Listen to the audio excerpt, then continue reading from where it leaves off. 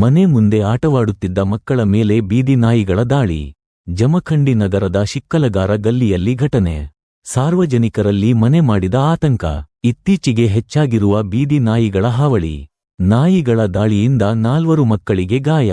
ಗಾಯಾಳು ಮಕ್ಕಳು ಜಮಖಂಡಿ ಸರ್ಕಾರಿ ಆಸ್ಪತ್ರೆಗೆ ದಾಖಲು. ಕೈ ಕಾಲು ಮುಖಕ್ಕೆ ಕಚ್ಚಿರುವ ನಾಯಿಗಳು. ಅದೃಷ್ಟವಶಾತ್ ಪ್ರಾಣಾಪಾಯದಿಂದ ಪಾರಾಗಿರುವ ಮಕ್ಕಳು. ಗಾಯಾಳು ಮಕ್ಕಳನ್ನು ಮಾನಂದ ಸಂಜು ಭಜಂತ್ರಿ 6 ವರ್ಷ, ಅರವಿಂದ ರಾಜನ ಶಿಕ್ಕಲಗಾರ 2.5 ವರ್ಷ, ಶಕ್ತಿ ಲಕ್ಷ್ಮಣ ಪೂಜಾರಿ 4 ವರ್ಷ ಹಾಗೂ ಚೌಡಯ್ಯ ನಗರದ ಆತಿಫಾ ಅಪರಾಧ್ 3 ವರ್ಷ ಎಂದು ಗುರುತಿಸಲಾಗಿದೆ.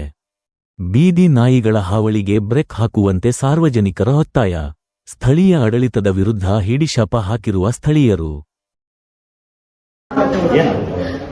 ಅವರು